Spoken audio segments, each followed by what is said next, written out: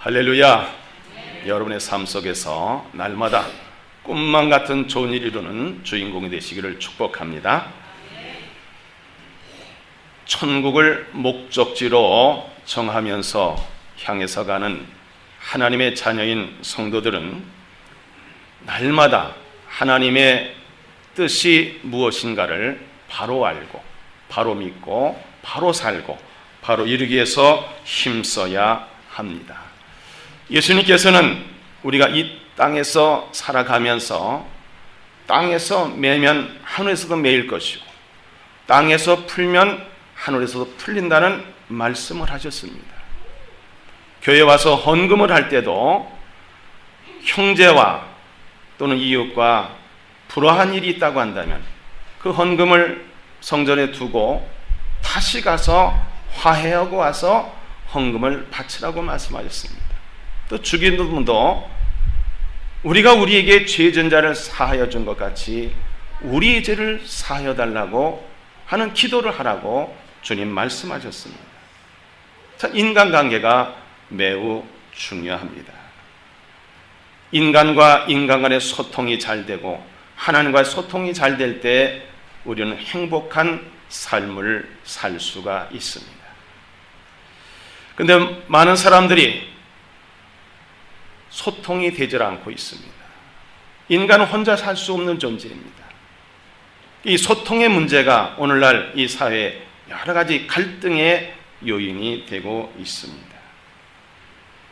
그래서 오늘 설교 제목을 인간관계를 좋게 하려면 라는 주제로 정했습니다.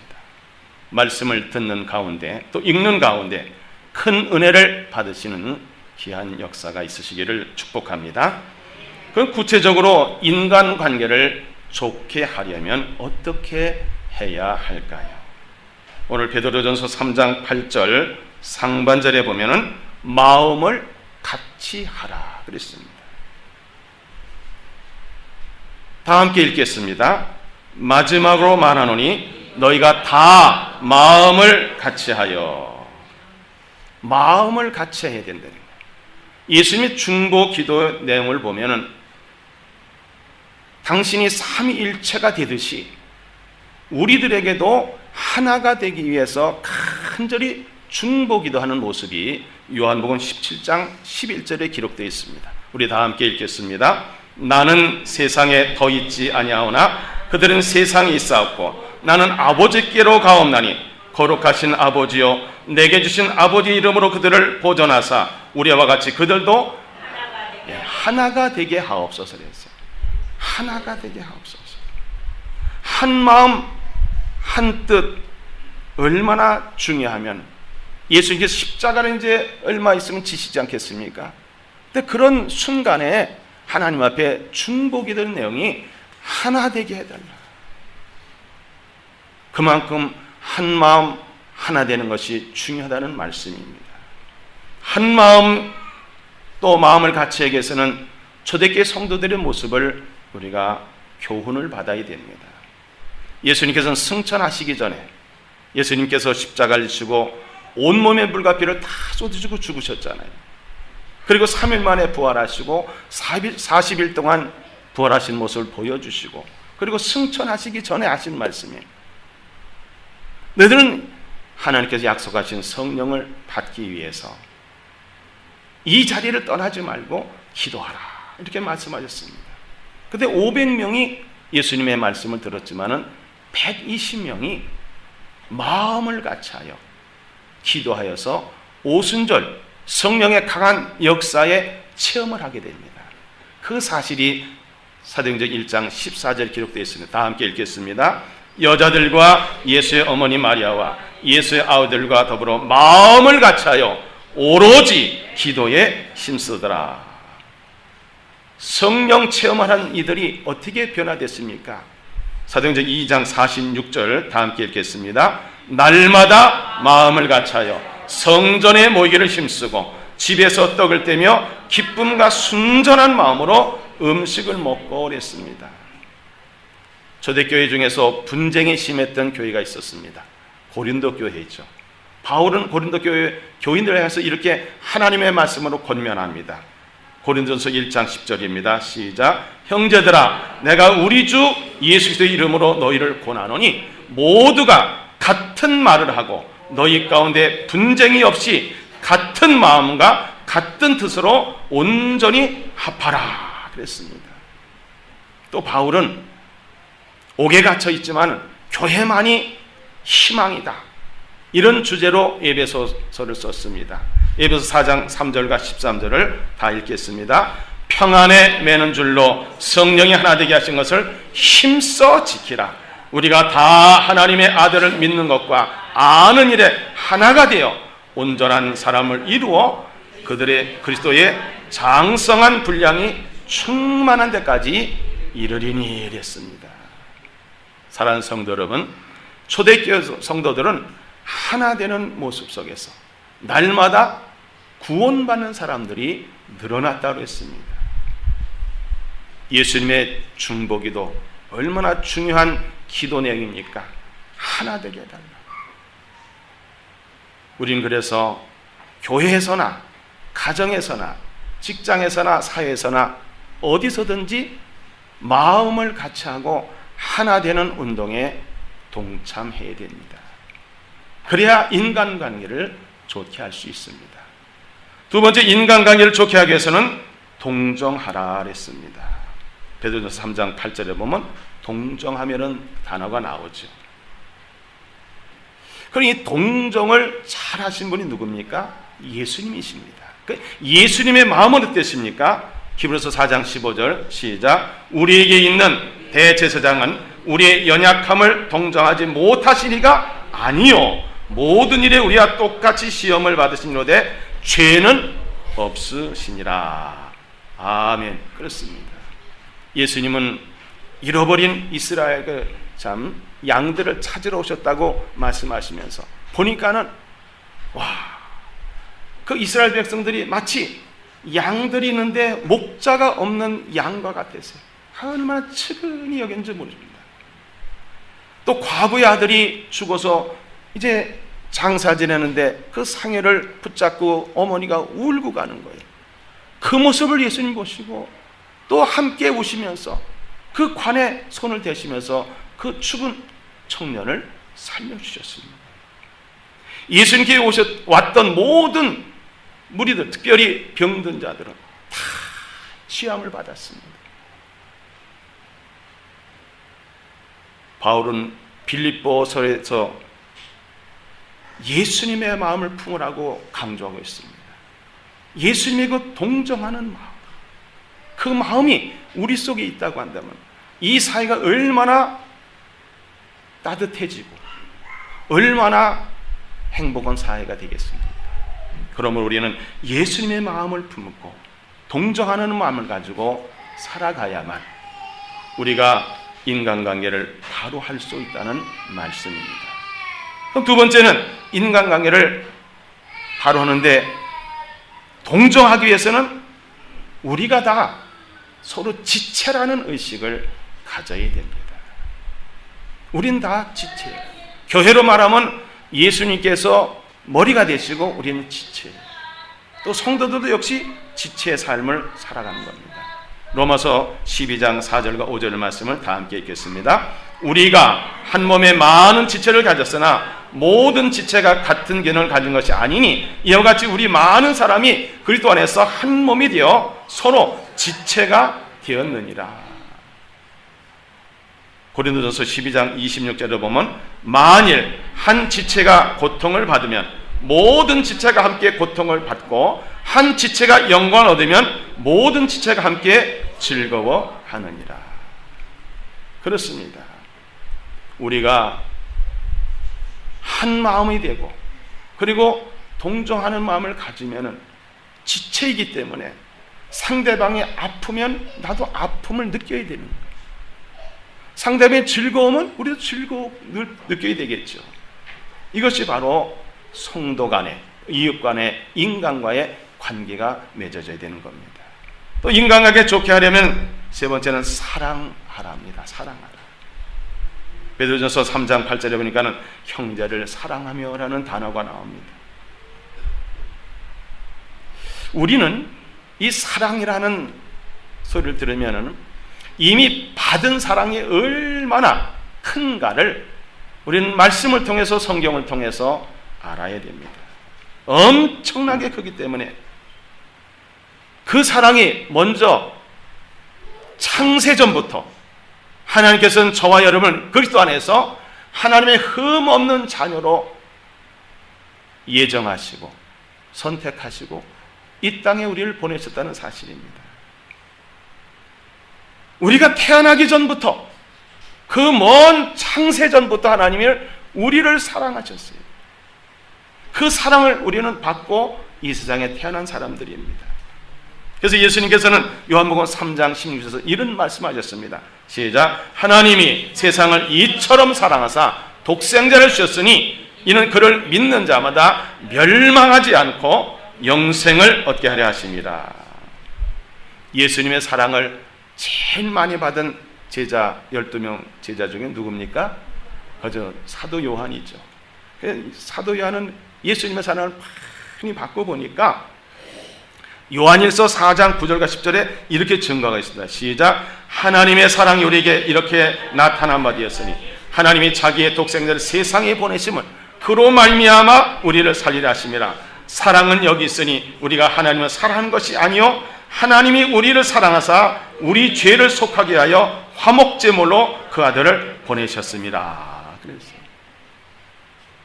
그렇죠. 사랑을 받은 걸 아니까. 이렇게 사랑을 받았다고 하면서 증거하지 않습니까?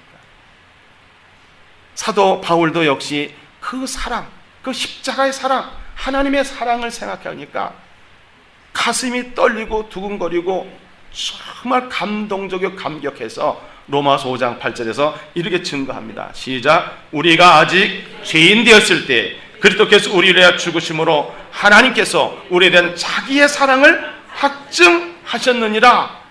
아멘입니다. 그렇습니다. 찬송가 304장에 보면 그 크신 하나님의 사랑을 말로 다 형용 못한다 그랬습니다. 하늘을 두루마리 삼고 바다를 목물 삼아도 하나님께서 우리에게 베푸시고 주신 사랑을 다 기록할 수 없고 쌓을 수 없다 그랬습니다. 우리는 이렇게 엄청난 사랑을 하나님께로 받았습니다. 부모께도 받았습니다. 이웃에게도 받았습니다. 이 받은 사랑을 느끼고 아는 사람만이 그 사랑에 대한 보답을 할 수가 있는 겁니다. 그 보답하는 대상이 누굽니까? 그래서 우리는 주는 사랑이 돼야 돼요. 주는 사랑.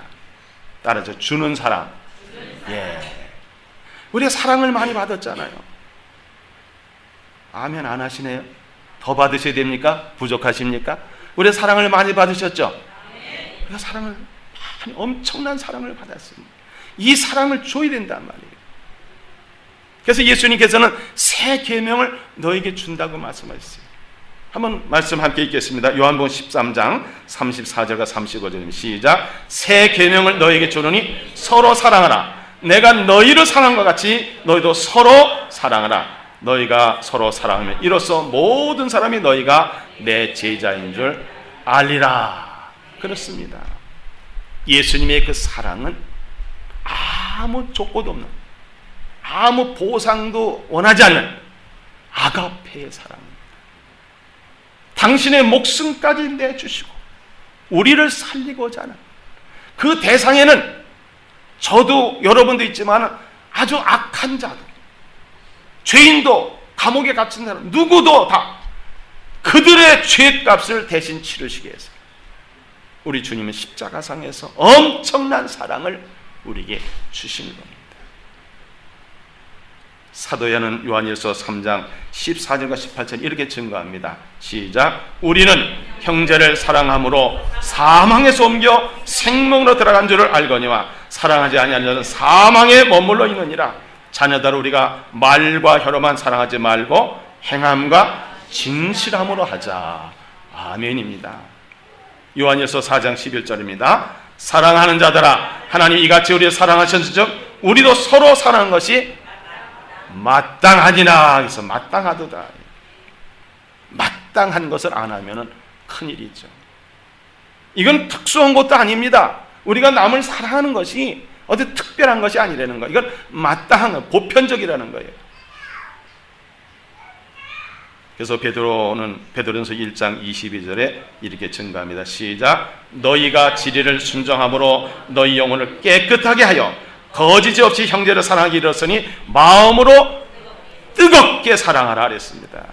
또 4장 8절 시작. 무엇보다도 뜨겁게 서로 사랑할지니 사랑은 허다한 죄를 덮느니라. 그렇습니다. 내가 사랑하는 대상은 그 사랑하는 대상의 약점까지도 내가 사랑하는 거예요. 사랑하는 대상의 흠도 내가 사랑하는 거예요.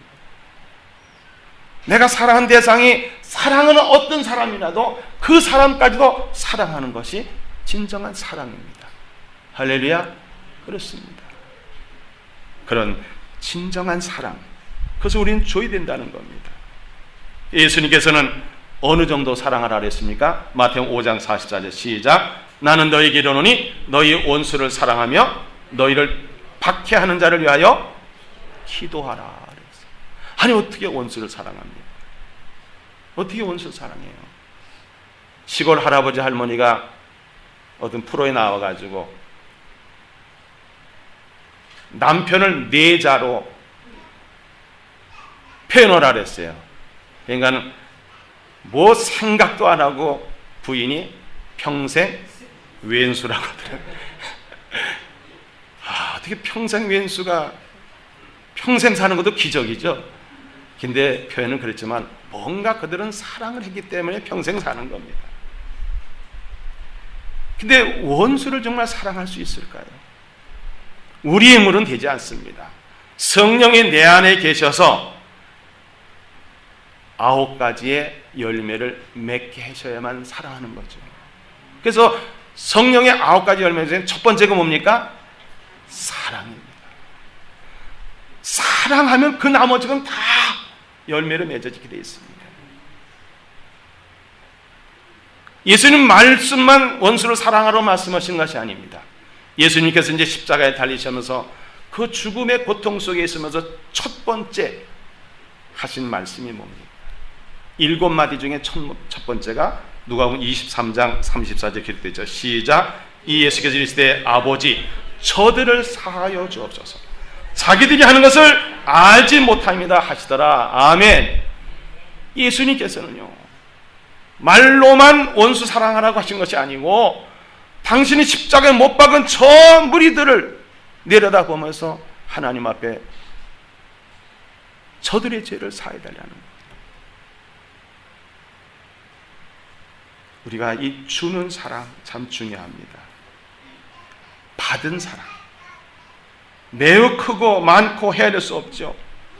주는 사랑의 실천자가 되시길 바랍니다. 아무 조건 없는 아가페의 사랑입니다.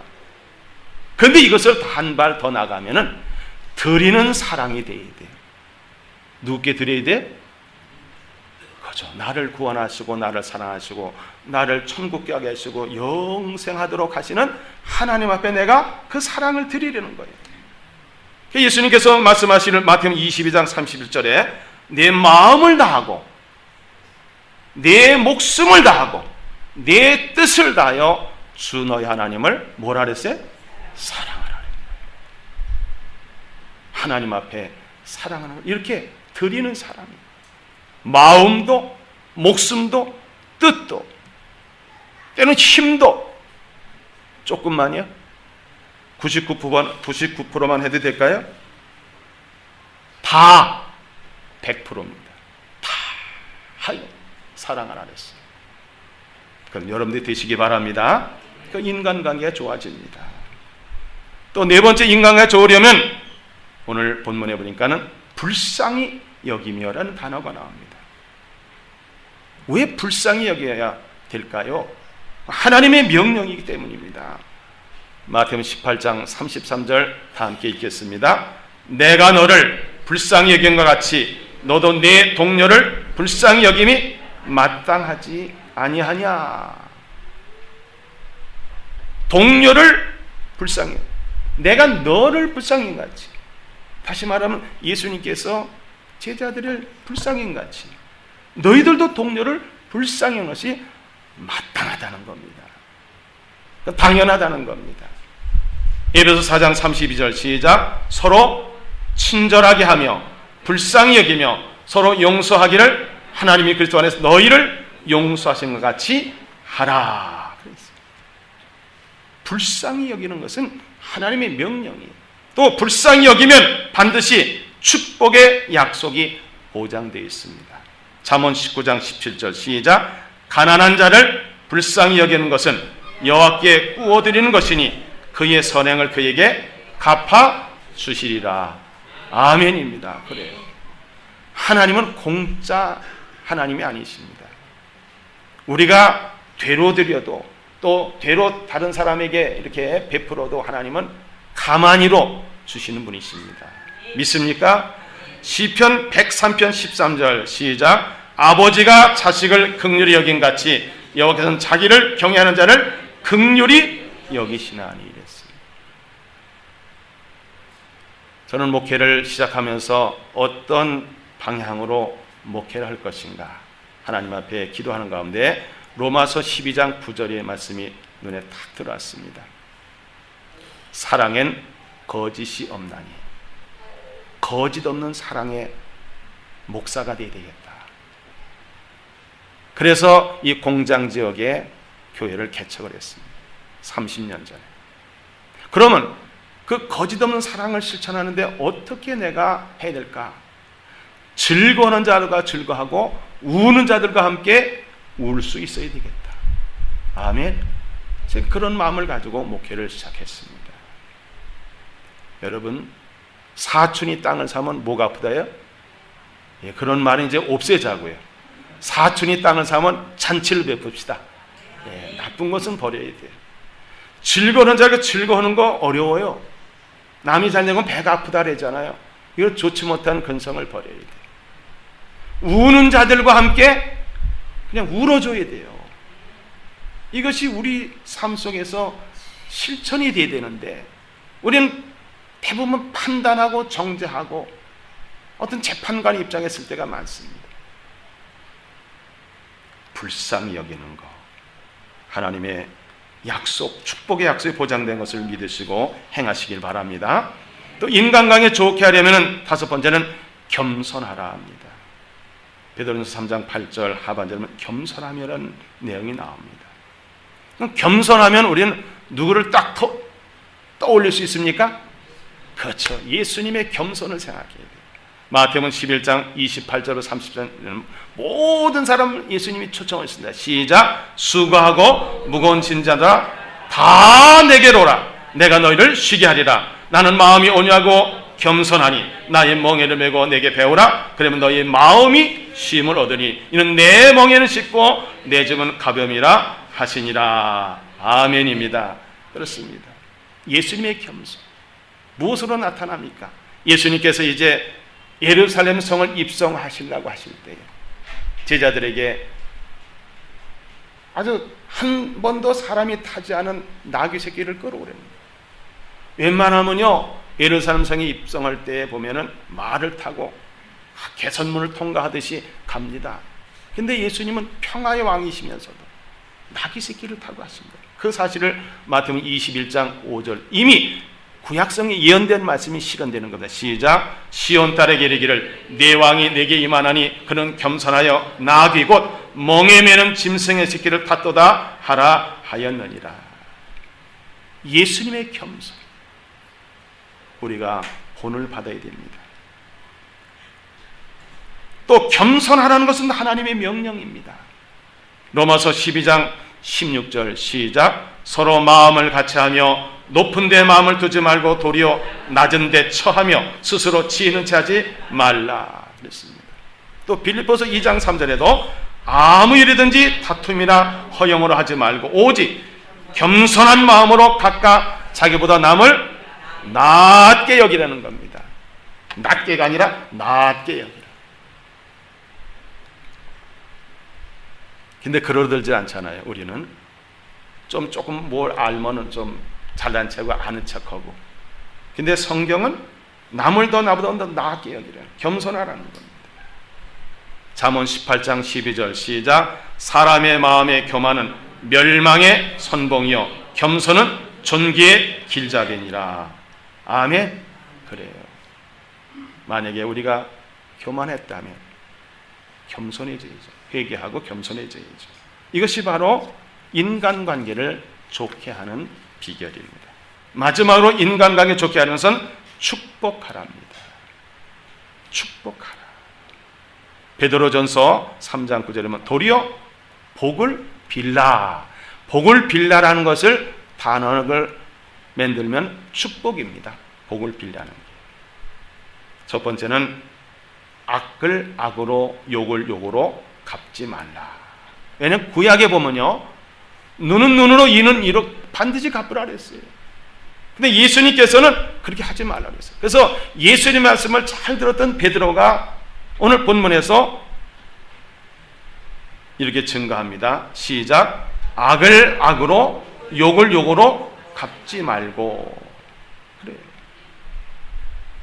바로 로마서 12장 17절 시작. 아무에게도 악을 악으로 갚지 말고 모든 사람 앞에서 선한 일을 도모하라 그랬습니다. 여러분, 우리는요, 사랑할 권리, 용서할 권리는 있지만 정죄할 권리, 재판할 권리, 판단할 권리, 저주할 권리 없습니다. 근데 우리는 판단하러 들잖아요. 정죄하러 들잖아요. 뉴스가 나오고 누가 잘못됐다 하면 그거 그럴 수 있느냐 하면서 정죄하죠. 사실 그 모습이 누구의 모습입니까? 나의 모습일 수도 있습니다. 아니면 나의 모습, 앞으로의 나의 모습 될 것 같으니까 미리 하나님께서는 반면교사로 삼도록 우리에게 주시는 거예요. 교훈을 받아야 돼요. 우리는 그래서 복의 전달자가 되어야 되는 겁니다. 믿음의 조상이 누굽니까? 아브라함이죠. 그렇습니다. 아브라함에게 줬던 그 축복권, 또 예수님의 이름으로 사용하신 축복권, 우리가 그것을 사용해야 되는 겁니다. 그래서 바울은 로마서 12장 14절에 뭐라고 했습니까? 시작. 너희를 박해하는 자를 축복하라. 축복하고 저주하지 말라 그랬습니다. 할 수만 있거든 모든 사람과 더불어 화목하라 그랬어요. 모든 사람과 더불어 평화하라 그랬습니다. 왜 그럴까요? 이유가 있습니다. 베드로전서 3장 9절 하반절 시작. 복을 이어받게 하려 하심이라. 그거예요. 사실 누구를 위해서 축복하는 겁니까? 남을 위해서 축복하지만 결국은 그 복이 누구에게 들어옵니까? 나에게 들어오는 거예요. 창세기 12장 2절과 3절 다 함께 읽겠습니다. 시작. 내가 너로 큰 민족이 이루고 내게 복을 줘 네 이름을 창대하게 하리니 너는 복이 될지라. 너를 축복하는 자에게 내가 복을 내리고 너를 저주하는 자에게 내가 저주하리니 땅의 모든 족속이 너로 말미암아 복을 얻을 것이라 하신지라. 아멘. 예. 우리가 이제부터는 인간관계가 좋지 않았다면 오늘 이 방법을 가지고 인간관계를 좋게 하는 거예요. 첫째는 마음을 같이 하는 겁니다. 이 마음을 같이 하는 것이 가장 기본입니다. 교회에서나 가정에서 직장에서나 어디서든지 마음을 같이 하고, 그리고 상대방을 동정하고 사랑하며 불쌍히 여기며, 그리고 또 우리는 겸손해져야 돼요. 그리고 상대방을 축복하는 거예요. 제가 8년 전부터 날마다 꿈만 같은 좋은 일이 일어나는 거라는 바이러스를 전합니다. 어디 가든지 제가 그 얘기를 합니다. 그것을 믿음으로 받는 사람 속에는 꿈만 같은 일이 일어납니다. 여러분도 그런 단어를 자꾸 사용해야 돼요. 남을 위해서 축복을 자꾸 빌어야 돼요. 오늘날 이 사회가 이 갈등 때문에 얼마나 많은 낭비를 합니까? 1년에 어마어마한 돈이 갈등 때문에 다 날아가고 있습니다. 우리 기독교인들은 인간관계를 잘 회복하고 좋게 해서 더 잘 사는 나라, 또 많은 사람에게 기쁨을 주고 세계 평화 복음화에 쓰임받기 위해서 우리 오늘 결단하시기 바랍니다. 인간관계를 좋게 하는 방법을 도입해서, 그리고 계속해서 하나님께 감사하고, 그리고 이웃에게 축복하시기 바랍니다. 어떻게 축복을 하세요? 날마다 꿈만 같은 좋은 일이 당신의 삶 속에서 일어날 줄 믿습니다.